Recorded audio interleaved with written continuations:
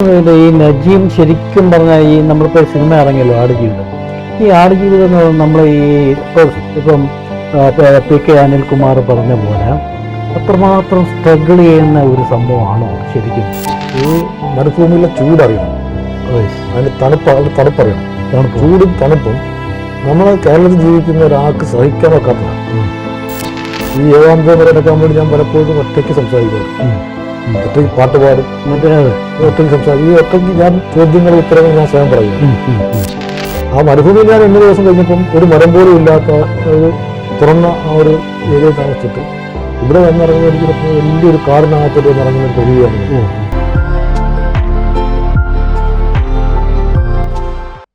നമസ്കാരം, ഇന്നത്തെ അതിഥിയിലേക്ക് സ്വാഗതം.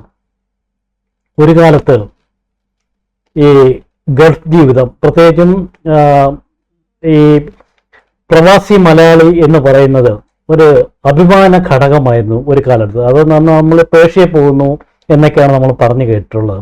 അപ്പോൾ ഈ പേർഷ്യയിൽ പോകുന്നവർക്ക് ആ സമയങ്ങളിൽ, ആദ്യകാലങ്ങളിൽ നമുക്ക് വിവാഹ മാർക്കറ്റിൽ തന്നെ വലിയ ഡിമാൻഡായിരുന്നു. പക്ഷേ അതൊക്കെ പോയി മറഞ്ഞു, അതിൻ്റെയൊക്കെ കാലഘട്ടം കഴിഞ്ഞു. ഇന്ന് ഗൾഫ് മലയാളീസ് അല്ലെങ്കിൽ ഗൾഫിൽ നിന്ന് മടങ്ങി എത്തുന്നവരെ ആ ഒരു രീതിയിൽ നമുക്ക് കാണാൻ ഇന്ന് സമൂഹം കാണുന്നില്ല. ആ ഒരു സ്വാധീനം അല്ലെങ്കിൽ ആ ഒരു രീതിയാണ് അവലംബിച്ച് പോകുന്നത്. അപ്പം ഒരു 1995 കാലഘട്ടം, അതിൻ്റെ തുടക്കത്തിൽ പ്രവാസി ജീവിതം ആഗ്രഹിച്ചെന്ന് പറയാൻ പറ്റത്തില്ല, ജീവിക്കാൻ വേണ്ടിയിട്ട് അതായത് ഗൾഫ് രാജ്യത്തിലേക്ക് പോകാൻ ശ്രമിച്ച അല്ലെങ്കിൽ അന്ന് പോയ ഒരു വ്യക്തിയാണ് ഇപ്പോൾ നമ്മളോടൊപ്പം ഇരിക്കുന്ന ശ്രീ പി കെ അനിൽകുമാർ. അനിൽകുമാർ ശരിക്കും ഗൾഫിൽ പോകുമ്പോൾ വളരെയേറെ സ്വപ്നങ്ങളും സങ്കല്പങ്ങളൊക്കെ ആയിട്ടാണ് പോകുന്നത്. പക്ഷേ ഈ സങ്കല്പങ്ങളെല്ലാം അവിടെ ചെല്ലുമ്പോൾ നമുക്ക് പൂവണിയുന്ന ഒരു സാഹചര്യം ഉണ്ടായിരുന്നില്ല വേണ്ട രീതിയിൽ.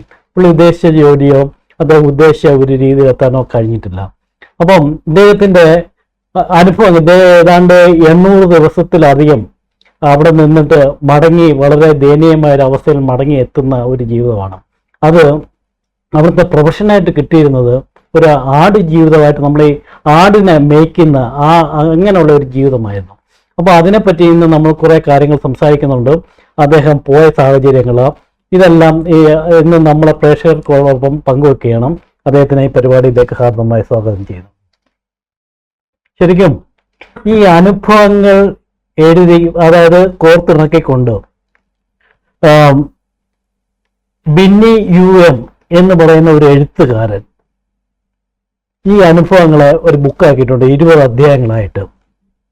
ഇത് വായിക്കുന്ന ഏതൊരു വ്യക്തിക്കും ഇപ്പൊ നജീമിന്റെ ആടുജീവിതം പോലെ അത്ര ഒരു ഭീകര ദൃശ്യം എന്ന് പറയാൻ നമുക്ക് പറയുന്നില്ല ശരിക്കും, എന്നാൽ ഏകദേശം അതിനോട് സാമ്യത പുലർത്തുന്ന ഒരു ജീവിതമാണ്. ഇപ്പൊ നമുക്ക് ഒരു കാര്യം നമുക്ക് തുടക്കം എന്ന് വെച്ചാൽ, ഈ ഇപ്പോൾ നമ്മുടെ കൊല്ലത്തുള്ള കടവൂരിനടുത്ത് നീരാവിൽ എന്ന സ്ഥലത്താണ് കുടുംബമായിട്ട് താമസിക്കുന്നത്.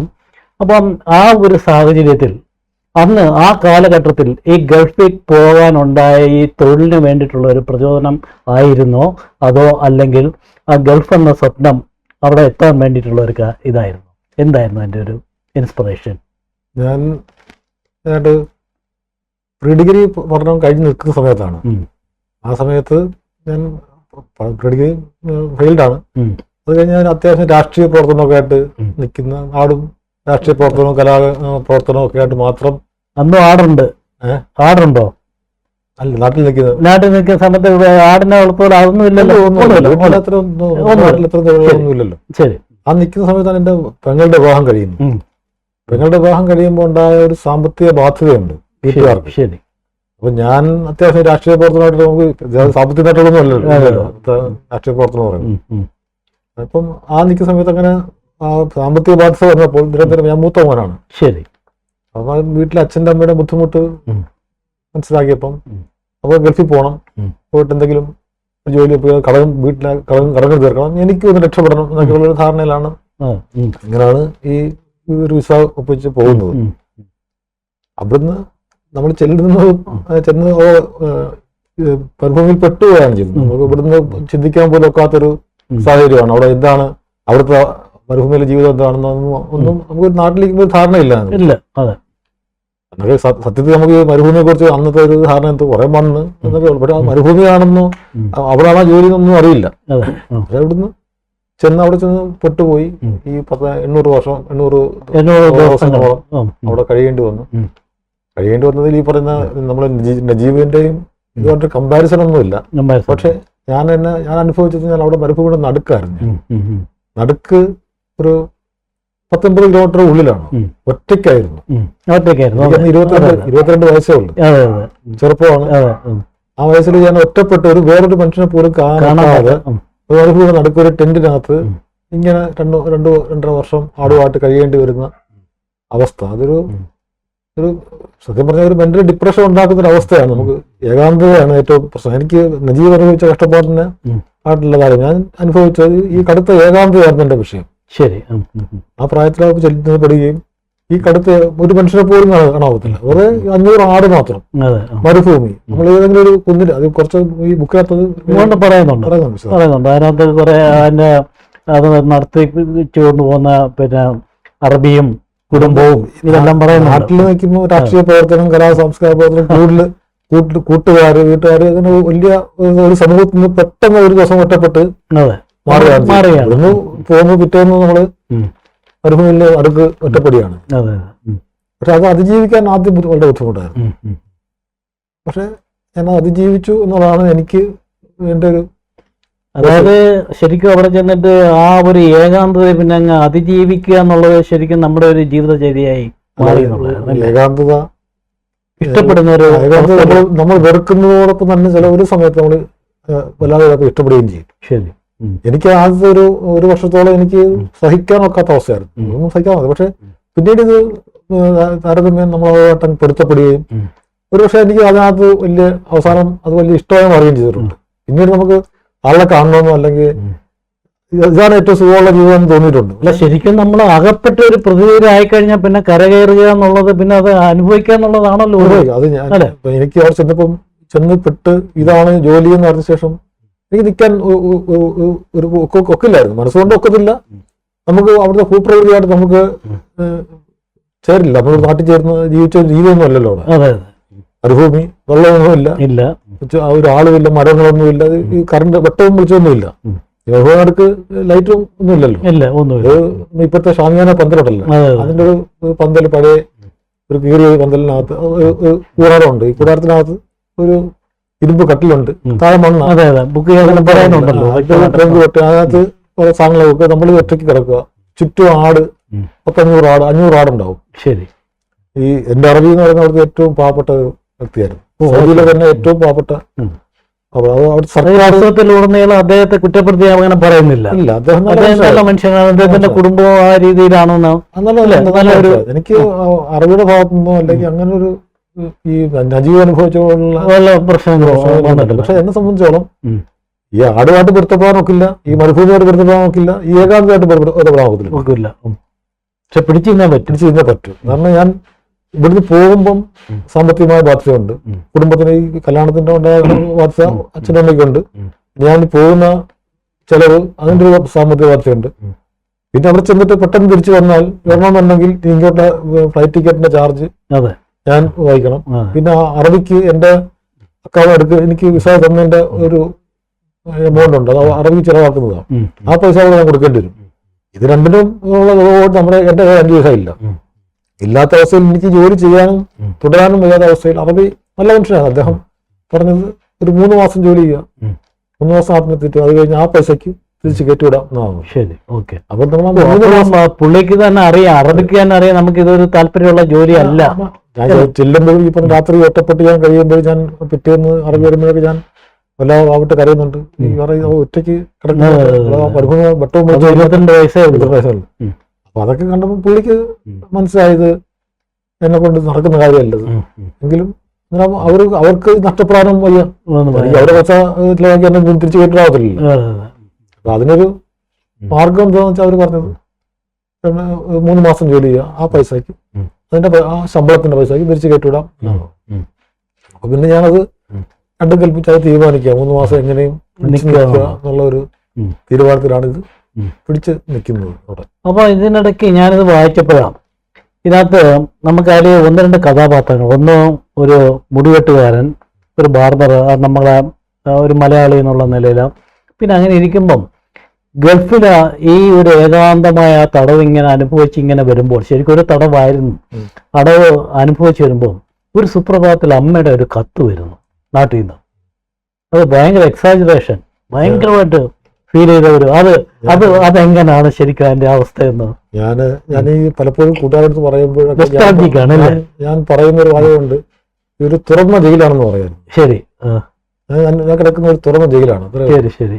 പക്ഷേ നമ്മൾ ജയിലിൽ കിടക്കുമ്പോൾ ഒന്നുമില്ലെങ്കിൽ ജയിലിൽ മറ്റു തടവുകാരുണ്ട്, മറ്റു കാര്യങ്ങൾ. തുറന്ന ജയിലിൽ ഏകാന്തവാസത്തിന് ശിക്ഷിക്കപ്പെട്ട് കിടക്കുന്ന തുറന്ന ജയിലിൽ കിടക്കുന്ന പ്രതീതിയായിരുന്നു എനിക്ക്. അത് ഇവിടുന്ന് ചെന്ന് അന്നത്തെ കാലത്ത് ഈ ഫോൺ സംവിധാനങ്ങളൊന്നുമില്ല എന്നൊക്കെ ഈ പറയുന്ന ഞങ്ങളുടെ വീടിന്റെ പരിസരത്ത് പോലും ഫോണുകളില്ല. അപ്പം ഫോൺ ചെയ്യണമെന്നുണ്ടെങ്കിൽ എൻ്റെ അളിയൻ ബാങ്കിലെ ജോലി.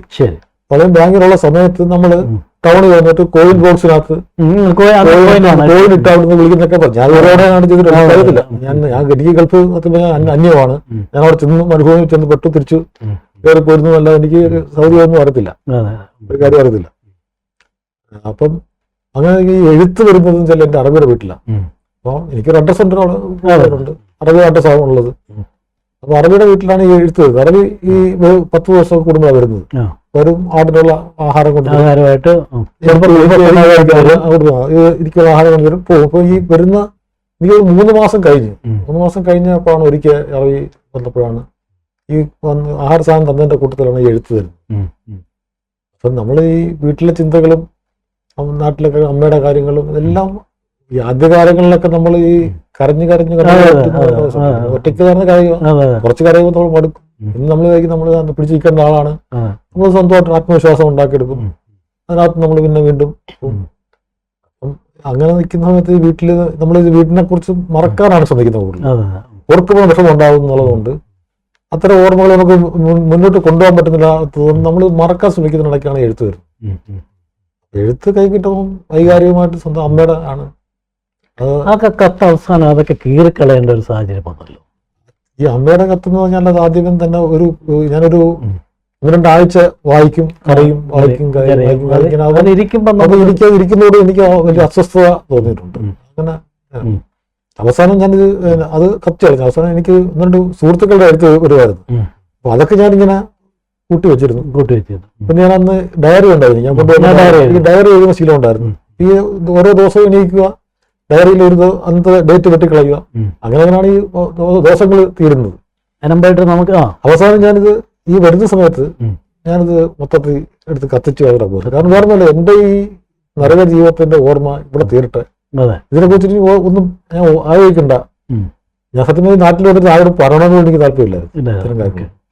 അതെന്റെ സുഹൃത്തുക്കൾ നിർബന്ധമായിട്ട് ചോദിച്ചാണ് ഞാനിത് പറയുന്നത്. എന്റെ വരുമ്പോഴുള്ള കോലവും മെൻഷൻ ചെയ്യുന്നു. അപ്പൊ അവരുടെ സുഹൃത്തുക്കൾ കണ്ടപ്പോൾ ഞാൻ തന്നെ അന്തപ്പെട്ട് അവരെന്നെ കണ്ടപ്പോൾ. അപ്പൊ അവർക്ക് തന്നെ തോന്നി. അവരോട് ഞാൻ അത് കുറെ നിർബന്ധിച്ചപ്പോഴാണ് ഞാൻ ഇത്തരം കാര്യങ്ങൾ പറയുമ്പോൾ തന്നെ ഞാൻ ഈ പറഞ്ഞ ബിന്നിയോട് അദ്ദേഹത്തിന്റെ ഒരു പ്രശ്നം ഉണ്ടായത്. അവിടെ ഞാൻ വൈകുന്നേരങ്ങളിൽ പോയിരിക്കുമ്പോൾ ഈ ഇത്തരം കാര്യങ്ങൾ പറയും. അപ്പൊ ഞാനത് സാറോട്ടൊക്കെ പറഞ്ഞു കളയും. കാരണം ഞാൻ അനുഭവിച്ച സാധനം മറ്റൊരാളോട് പറഞ്ഞ് അവർക്ക് എത്രമാത്രം ഫീൽ ചെയ്യുന്നതിനെ കുറിച്ച് എനിക്ക് അന്ന് ഇന്നൊരു ധാരണയിൽ എനിക്കില്ല. കാരണം പ്രത്യേകിച്ചും അന്നത്തെ കാലത്ത് നമ്മൾ മരുഭൂമി, ആട് എന്നൊക്കെ പറഞ്ഞാൽ ഇപ്പൊ ഒന്നുമില്ലെങ്കിൽ ടിവിയിലും മറ്റ് സംവിധാനങ്ങളൊക്കെ മരുഭൂമിയെ കുറിച്ചോ അല്ലെങ്കിൽ കാര്യങ്ങളൊക്കെ അറിയാനും കാണാനും ഒക്കെ ഉള്ള സാധനമാണ്. അന്നൊന്നുമില്ലല്ലോ. ആ കാലത്ത് വന്നിട്ട് നമ്മുടെ നാട്ടിൽ വന്നിട്ട് ആട് ഞാൻ മരുഭൂമിയിലാണ്, ആടിനെ തീറ്റി ഒറ്റയ്ക്കായിരുന്നു എന്നൊക്കെ പറയുമ്പോൾ അവരത് ഏത് സെൻസിൽ എടുക്കുമെന്നോ അല്ലെങ്കിൽ എങ്ങനെ മനസ്സിലാക്കുമെന്ന് പോലും എനിക്ക് ധാരണയില്ല. അതുകൊണ്ട് ഞാൻ പറയാൻ പോകില്ല. നമ്മുടെ അനുഭവിക്കാനുള്ളത് ഞാൻ അനുഭവിച്ചു എന്ന് മാത്രം കണ്ടുകൊണ്ട് അതങ്ങ് കളഞ്ഞതാണ്. പക്ഷെ ഇതൊക്കെ പറയുമ്പോൾ നമ്മുടെ നാട്ടിൽ ഇരുന്നപ്പോഴാണ് ഒരു സാഹിത്യകാരന്റെ, അതായത് നന്നായിട്ട് പുസ്തകം വായിക്കുന്ന ഒരാളും NN പിള്ള ഏറ്റവും കൂടുതൽ ഇഷ്ടപ്പെടുന്ന ആള്, അദ്ദേഹത്തെ തേടിപ്പിടിച്ച് അദ്ദേഹത്തിന്റെ നാടകങ്ങളും കൃതികളും വായിക്കുന്ന ഒരാളും സാഹിത്യത്തോട് വല്ലാതെ അഭിനിവേശമുള്ള വ്യക്തി, ഇത്രയും ഉള്ള ഒരാള് ശരിക്കും ഈ പുസ്തകം, ഈ അനുഭവം എഴുതാൻ മറ്റൊരു എഴുത്തുകാരന് വേണ്ടി വന്നു. അപ്പൊ അത് ഞാൻ പലപ്പോഴും ആലോചിച്ചിട്ടുണ്ട്. എഴുതാനുള്ള കഴിവുണ്ട്. അങ്ങനെ ഞാനിപ്പോ അതിൽ നിന്ന് ഡൈവേർട്ട് ചെയ്തെന്ന് പറയണം. അപ്പൊ ഇതെങ്ങനെ സംഭവിച്ചു ഈ ഒരു സംഭവം? ഈ പറയുന്നത് ഞാൻ അത്യാവശ്യം ചെറുതായിട്ട് ബുക്ക് വായിക്കും എന്നുള്ളതാണ്. അത്ര വലിയ ഒന്നും അല്ല. ഞാൻ ബുക്ക് വായിക്കും. കാരണം എന്റെ കൊച്ചിലെ എന്റെ അമ്മാവനുണ്ട് ശരി അടുത്ത പുള്ളി വീട്ടിൽ അതൊക്കെ എഴുതുന്നുണ്ട്. യൂറിക്ക് അതൊക്കെ വായിക്കുമായിരുന്നു. വായന നിർബന്ധമായിട്ട് എന്റെ അപ്പൂപ്പൻ കൊച്ചിലെ എന്നെ വിളിച്ചുകൊണ്ട് അന്ന് വീട്ടിലൊന്നും ഈ പേപ്പർ വരാറില്ല. അടുത്ത വീട്ടിൽ പത്രം വരുന്നുണ്ട്, അവിടെ കൊണ്ടിരുത്തി പത്രം വായിപ്പിക്കുക, ലൈബ്രറിയിൽ ബുക്ക് എടുത്ത് കൊടുത്ത് വായിപ്പിക്കുക. ഇത്തരം വായനകളിലോട്ട് താല്പര്യം അന്നേ ഉണ്ടായിരുന്നു. അന്ന് ഒരുപക്ഷെ അന്ന് മറ്റ് ആധുനിക സംവിധാനങ്ങളൊന്നും ഇല്ലാത്ത കാര്യമില്ല. അത് വായനയായിരുന്നു ഏറ്റവും ചെറുപ്പക്കാരുടെക്ക് ഉണ്ടായിരുന്നത്. അത് ഞാനും ചെയ്യുമായിരുന്നു, വായിക്കുമായിരുന്നു. അങ്ങനെ എനിക്ക് തോന്നുന്നത് മറ്റേ ഈ ഗന്ധർവൻ സിനിമ പത്മരാജന്റെ കുറച്ച് പ്രതിമേന്റെ രാജകുമാരി അങ്ങനെയുള്ള കുറച്ച് ബുക്കുകളൊക്കെ വായിക്കുക, അതൊക്കെ ആയിരുന്നു എനിക്ക്. അപ്പൊ ആ സമയത്താണ് എൻപിള്ളെ എന്റെ മാവനാണ് ഈ ബുക്ക് എടുത്ത് തരുന്നത്. അപ്പൊ ഞാൻ ആ സമയത്ത് ഇരുന്ന് വായിച്ചിട്ടുണ്ട്, പലപ്പോഴും പലതവണ ഞാൻ വായിച്ചിട്ടുണ്ട്. വായിച്ചപ്പോൾ അദ്ദേഹം അനുഭവിച്ച ഒരുപാട് കാര്യങ്ങള് ഒരുപക്ഷെ എന്റെ ഈ മരുഭൂമിയിലെ ജീവിതത്തിന് എനിക്കത് വലിയ ഗുണം ചെയ്തു. കാരണം ഇത് നമ്മുടെ ജീവിതം എങ്ങനെ പ്രതിസന്ധി എങ്ങനെ തരണം ചെയ്യണം അത് നമ്മൾ കൂടുതൽ ഉദാഹരണമൊന്നുമില്ല. അത് എന്റെ ചെറിയ വായനയാണ്. എനിക്ക് സത്യം പറഞ്ഞാൽ ഈ അഗാധമായ വായന അങ്ങനെയൊന്നുമില്ല, ആദ്യം നിറഞ്ഞ വായനയൊന്നുമില്ല. അന്നത്തെ കാലത്ത് വായിക്കുന്നതിനപ്പുറത്തോട്ട് വായിക്കുക. കവിത ഇഷ്ടപ്പെടുന്ന ഒരു കവിത വായിക്കുക. ഏറ്റവും കൂടുതൽ ആ സമയത്ത് കാസറ്റ് കവിതകൾ ഇറക്കി, ഓരോ കവിതകള്, പിന്നെ നമ്മുടെ കുറത്തി മനസ്സിലായി, നമ്മുടെ കടമനിട്ടയുടെ കവിതകൾ. ഇതൊക്കെ മാമന്റെ വീട്ടിൽ ചെല്ലുമ്പോൾ അവർ കാസറ്റ് ടേപ്പ് റെക്കോർഡറുണ്ട്, അദ്ദേഹം ഈ കാസറ്റ് ഇടുന്നത് ഞാൻ കേട്ടിട്ടുണ്ട്. അത് കേട്ട് അതിനോടൊരു വലിയ കമ്പമായിരുന്നു. പിന്നീട് ഞാൻ കേൾക്കുന്നത് കുര്യപ്പ ശ്രീകുമാറിന്റെ ജസ്സി എന്ന കവിത. അപ്പൊ അത് ഞാൻ പ്രകാശ് കലാന്തരത്തിൽ പുള്ളി വന്ന് പാടുമ്പോൾ ഞാൻ അത് കേട്ടിട്ടുണ്ട്. പിന്നീട് ഈ കുര്യപ്പ ശ്രീകുമാർ എവിടെയൊക്കെ പരിപാടി പ്രസംഗിക്കാൻ പോകുന്നവരൊക്കെ ഞാൻ സൈക്കിളിൽ പോയിട്ട് ഇത് കേൾക്കാൻ എനിക്ക് വലിയ ഇഷ്ടമായിരുന്നു. അന്നത്തെ എനിക്ക് ഒന്ന് ക്യാമ്പസുകളിലൊക്കെ ഏറ്റവും കൂടുതൽ ഇഷ്ടപ്പെട്ടിരുന്ന കവിതയാണ് ജസ്സി എന്ന് പറയുന്നത്. അദ്ദേഹത്തിന്റെ ഏറ്റവും നല്ല കവിതയും. അപ്പൊ അത് എനിക്ക് അത് അങ്ങനെ ഞാൻ കുറെ കേട്ട അത് കാണാപ്പാടാക്കിയിട്ടുണ്ടായിരുന്നു. ഈ ഓയമ്പൂടെ കുറെ കവിതകളുണ്ട്, പെങ്ങൾ എന്നുള്ള കവിത, പിന്നെ മുക്കിയും ചോഴിയും, അങ്ങനെ കുറെ കവിതകൾ. ഇതൊക്കെ ഞാൻ അന്ന് വായിച്ചും പഠിച്ചതും വളരെ മനസ്സിൽ അറിയാം. എനിക്ക് ചൊല്ലാനും അറിയില്ല, എനിക്ക് കവിത ചൊല്ലാനേ അറിയത്തില്ല. എനിക്ക് അതുകൊണ്ട് ഒരു തരത്തിലും കവിതയായിട്ട് ഉപയോഗിക്കുന്നത് കേൾക്കുന്നവർക്ക് അരോധമായിട്ട് തോന്നുന്ന സൗണ്ടാണ്. അതുകൊണ്ട് ഞാൻ ഒരിക്കലും നാട്ടിൽ നിന്ന് ചെല്ലാൻ ശ്രമിച്ചിട്ടില്ല. എനിക്ക് കവിത മൊത്തം അറിയാം. പക്ഷേ ഗൾഫിൽ അങ്ങനെയല്ല, ഗൾഫിൽ ഇരുന്ന് ഇടയ്ക്ക് ഇങ്ങനെ പാടുന്ന പോലൊക്കെ അത് ചെയ്യുന്നത്. എനിക്ക് ഈ മരുഭൂമിയിൽ ഞാൻ വളരെ സ്വതന്ത്രനാണ്. അപ്പൊ എനിക്ക് ഞാൻ പറഞ്ഞില്ലേ, എനിക്ക് എന്റെ മനസ്സ് കൈവിട്ടു പോകുന്ന ഒരു അവസ്ഥയിൽ നിന്ന് ഞാൻ സ്വയം തിരിച്ചു പിടിക്കുന്നത് എനിക്ക് സന്തോഷം എന്തൊക്കെ കിട്ടുന്നു, എനിക്ക് മനസ്സിന് സന്തോഷം കിട്ടാതെ എന്ത് ചെയ്യാൻ പറ്റും എന്ന് ഞാൻ ആലോചിച്ചിട്ടുണ്ട്. അപ്പൊ അതൊക്കെ ഞാൻ ചെയ്യുക എന്നുള്ളത് മാത്രമായിരുന്നു എനിക്ക് അവരുടെ ആശ്വാസം എന്ന് പറയുന്നത്. അപ്പൊ എനിക്ക് അറിയാവുന്ന കവിതകൾ ഞാൻ ഉറക്കെ ചെല്ലുക, പാട്ട് പാടുക. ഞാൻ അന്നേരം പാട്ട് പാടുമ്പോൾ ഞാൻ സ്വയം ഒരു വിശ്വാസമായി മാറുകയാണ് ആടുകൾ മുമ്പിലാണ്. കുറ്റം പറയാൻ പറ്റില്ല. കുഞ്ഞിന്റെ മണ്ടയ്ക്ക് കയറുന്ന ആടിങ്ങനെ നിന്ന് തിന്നോളെന്ന് ഞാൻ ഈ കുര്യപ്പ ശ്രീകുമാറിന്റെ ജസ്സിയൊക്കെ ഉറക്കെ ചെല്ലാറുണ്ട്. ഒരു ഒന്നല്ല പല ദിവസങ്ങളോടെ ഞാൻ ചെല്ലും. എനിക്കത് കാണാപ്പാടാവും ഈ ജസ്സി കവിതയൊക്കെ. ഈ പ്രസംഗങ്ങൾ സമൂഹത്തിന് മുമ്പ് പാടിയാൽ ആൾക്കാരെ കളിയാക്കും, അതുകൊണ്ട് ഇവിടെ ഞാൻ പാടത്തില്ല. അപ്പൊ അതിന് മുമ്പായിട്ട് ഒരു കാര്യം കൂടെ ഞാൻ ചോദിച്ചിട്ടുണ്ട്. ഇതിനകത്തൊരു മെയിനായിട്ടൊരു പേര് വരുന്നുണ്ട്, ബബ്ലു. ഈ ബബ്ലു, അതായത് PK അനിൽകുമാറിന് ഈ ബബ്ലു എന്നുള്ള പേര് എങ്ങനെയാണ് വന്നത്? അതിന് പിന്നെ വലിയ കാര്യമാണ്. ഞാൻ ജനിച്ചത് ഒറീസയിലാണ്. അപ്പൊ അവിടെ ഈ കൊച്ചുകുട്ടികളെ ബബ്ലു ബബ്ലു എന്ന് വിളിക്കും. അപ്പൊ ആ പേരിൽ ഞാൻ 2 ദിവസം കണ്ടുള്ളപ്പോഴാണ് നാട്ടിൽ വരുന്നത്. ഇവിടെ വരുമ്പം ഇവിടെ ആ വിളിച്ച വിളി ബബ്ലു എന്നുള്ളത് ഇവിടെ വിളിച്ച് വീട്ടിൽ വിളിപ്പേര് ബബ്ലു എന്നായി ഒന്ന്. അപ്പൊ നാട്ടില് എന്റെ സമൂഹത്തില് നിരവധി ആൾക്കാരെല്ലാം വിളിക്കുകയല്ല ബബ്ലു എന്നാണ്. പക്ഷെ എന്റെ സ്കൂളിൽ ചേർത്തപ്പം എനിക്ക് PK അനിൽകുമാർ എന്നാണ്. അപ്പം അന്ന് ഇപ്പം PK എന്നാണ് കൂടെ പഠിച്ചത് വിളിക്കുന്നത്. കൂടെ പഠിച്ച സുഹൃത്തുക്കൾ വിളിക്കുന്നത് PK എന്നാണ് വിളിക്കുന്നത്. പക്ഷെ അത് കഴിഞ്ഞ് ഞാൻ കോർപ്പറേഷൻ ക്യാൻറ്റീൻ എടുത്തിട്ട് ഇവിടെ വന്നപ്പം അവര് ആരോ ഇട്ട പേരാ ബാബു എന്നിട്ട് ബാബു എന്ന് വിളിക്കും. ആരോ വിളിച്ച ബാബു എന്ന് വിളിച്ച് ഞാൻ തിരിഞ്ഞു നോക്കിയാൽ ബാബു എന്നായി. അപ്പൊ അവിടെ ബാബുവായി. ഈ വാടി കടപ്പുറത്ത് എനിക്ക് ഒരു സുഹൃത്തുണ്ട്. അവിടെ അദ്ദേഹത്തിന്റെ കുടുംബമായിട്ട് കഴിഞ്ഞാൽ അടുപ്പം അവർ ചെല്ലാറുണ്ട്. അവർക്ക് ഈ ബബുലു ഒന്നും തിരിയത്തില്ല, അവര് ബാഹുലേനെ വിളിക്കും. അത് ശരി. ഇത് പോരായിട്ട് ഗൾഫില് ചെല്ലുമ്പം എന്റെ ഇതിനകത്ത് പി.കെ. അനിൽകുമാർ എന്നുള്ളതിന്റെ അറബിക്ക് വിളിക്കാൻ തിരിയത്തില്ല. അയാള് എന്നെ യാക്കൂബ് എന്ന് അയാൾ പേര്, യാക്കൂബ് ഒരുപാട് പേരിനകത്ത് നമ്മൾ ഒരുപാട് എനിക്ക് സത്യത്തിൽ അറിയാൻ പറ്റുന്ന വെച്ചാൽ ഞാൻ വിളി കേൾക്കുമ്പോൾ അറിയാം ആരാ വിളിക്കുന്നുള്ളൂ. പി.കെ. എന്നെ വിളിച്ചാൽ എനിക്കറിയാം എന്റെ സുഹൃത്തുക്കൾ കൂടെ പഠിച്ച ആരോ വിളിക്കുന്നു. ശരി. ബാബു എന്ന് വിളിച്ചാൽ എനിക്കറിയാം കോർപ്പറേഷനിൽ ആരോ വിളിക്കുകയാണ്. നമ്മൾ യഥാർത്ഥത്തിൽ ഈ ഗൾഫിൽ പോകുമ്പോൾ നമുക്ക് ഈ ആടിനെ മേയ്ക്കാനുള്ള ഒരു ജോലി ആയിരുന്നില്ലല്ലോ നമ്മൾ പ്രതീക്ഷിച്ച് പോകുന്നത്. അത് എങ്ങനെ ഈ ആട് ജീവിതത്തിലൂടെ എങ്ങനെ കടന്നു വന്നു? ശരിക്കും വേറൊരു ജോലി ആയിരുന്നോ നമ്മൾ പ്രതീക്ഷിച്ചത്? അല്ല, അതിനകത്ത് പോകുമ്പം ഒരു പരിധിവരെ പറഞ്ഞ അറബിയുടെ വണ്ടി ഓടിക്കണം, കുറച്ച് ആടിനെ നോക്കണം. അപ്പൊ എന്റെ ഒരു ധാരണ നമ്മുടെ നാട്ടിലൊക്കെ വീട്ടുകളിൽ 2-3 ആടിനെയൊക്കെ വളർത്തത്തില്ലേ. ഒരു വീട് കാണും, വീട്ടിൽ ചിലപ്പോൾ എല്ലാ വീട്ടുകളിലും ആടിനെ നോക്കണം. അറബിയുടെ എനിക്ക് ഡ്രൈവിംഗ് അറിയാത്തത്, അപ്പൊ അറബിയുടെ വണ്ടി ഓടിക്കണം. അപ്പൊ ഇവിടുന്ന് പോകുമ്പോൾ എന്റെ സ്വപ്നം അറബിയുടെ വീട്, കുറച്ച് 5-6 ആട് കാണുമായിരിക്കും, അതിനെ നോക്കണം, അറബിയുടെ വണ്ടി ഓടിക്കണം. അതായത് സത്യജാതായിരുന്നു എന്റെ ഒരു സങ്കല്പം. പക്ഷെ അവിടെ ചെല്ലുന്നതും നമ്മൾ ചെന്ന് പെടുന്നതൊക്കെ വളരെ നമ്മളെ ചിന്തിച്ച ഒരു തരത്തില് അതുമായിട്ട് ബന്ധമില്ലാത്ത അതായത് നമ്മള് ഗൾഫിൽ നിന്ന് പറയുമ്പം കാണുന്ന ഒരു സ്വപ്നമുണ്ട്, വലിയ മണിമാണികളും കൊട്ടാരങ്ങളും എന്നൊക്കെ പറഞ്ഞ്. അവിടുന്ന് ഒരുപക്ഷെ സൗദി ദമാം കഴിഞ്ഞ് നരിയാൻ സ്ഥലത്തോട്ട് പോകുന്നു. അവിടെ നിന്ന് പിന്നെ അവിടെ പോകുമ്പം വെറും മണല് മാത്രമേ ഉള്ളൂ. ഇങ്ങനെ വളരെ കൊച്ചു കൊച്ചു ഈ ഇടയ ഗ്രാമങ്ങളാണ്. ഈ അവരാണ് സത്യം പറഞ്ഞാൽ അവിടുത്തെ യഥാർത്ഥ ബതുക്കൾ എന്ന് പറയുന്ന ഒരു വിഭാഗമാണ്. ആട്ടിനെ വളർത്തി ഉപജീവനം കഴിക്കുന്ന വിഭാഗമാണ്. അവരാണ് അവിടുത്തെ യഥാർത്ഥ അറബികൾ. അപ്പൊ യഥാർത്ഥത്തിൽ ശരിക്കും ഈ നമ്മുടെ ഈ അറബി എന്ന് നമുക്ക് ജോലി തന്ന അറബി എന്ന് പറയുന്ന അവര് സാമ്പത്തികമായിട്ട് അത്ര മെച്ചപ്പെട്ടവരായിരുന്നില്ല.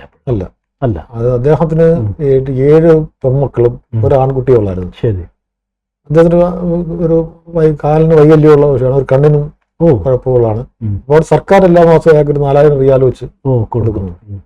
അതാണ് അയാളുടെ ഒരു ഈ പറഞ്ഞ ആടിനെ കൂടെ വളർത്തി അതിൻ്റെ അകത്തുള്ള വരുമാനവും കൂടിയാണ്. അതിനകത്തുനിന്നാണ് നമുക്ക് ഈ അവർക്ക് അയാൾ ഏറ്റവും കുറഞ്ഞ അതിനകത്താണ് എനിക്ക് 500 റിയാൽ ശമ്പളം തരുന്നത്. 500 റിയാൽ എനിക്ക് അന്ന് ശമ്പളം. ഞാൻ കണ്ടിട്ടില്ല, പഠിച്ചിട്ടില്ല, വേറെ ഇതൊക്കെ ഇത് കിട്ടിയിട്ടില്ല. പക്ഷെ പുള്ളി കൊടുത്തിട്ടുണ്ട്, എൻ്റെ അറിവ്. പക്ഷെ അങ്ങനെ ഞാൻ ചോദിച്ചു, അപ്പം നമ്മുടെ വീട്ടുകാർക്ക് യഥാർത്ഥത്തിൽ നമ്മളപ്പോൾ അവിടെ ഈ ജോലിയാണ് ചെയ്യുന്നതെന്ന് മനസ്സിലായിട്ടുണ്ടായിരുന്നു. അദ്ദേഹത്തെ കണ്ടപ്പോൾ ഒരു മലയാളിയെ കണ്ടപ്പോൾ ഉള്ള നന്ദനുള്ള ഒരു ആശ്വാസം എങ്ങനെയാണ്? നമുക്ക് ആദ്യകാലങ്ങളിലൊക്കെ ഇപ്പോൾ ഈ മുടി വളരെ നമുക്ക് ബാർബറെ കാണാൻ പോകാമല്ലോ എന്ന സന്തോഷമുണ്ടായിരുന്നു. ഈ പറയുന്ന ബാർബറ തന്നെ ഒരു കൊച്ചു ഗ്രാമത്തിലാണ്, ഒരു 4-5-10 വീടിനകത്തുള്ള ഒരു കൊച്ചു ഗ്രാമത്തിൽ ചെറിയ ഒരു കടക്കകത്ത് അവിടുത്തെ കുറച്ച് മുടിവെട്ടോട് മാത്രം നിൽക്കുന്ന ഒരു വിഷയമാണ്.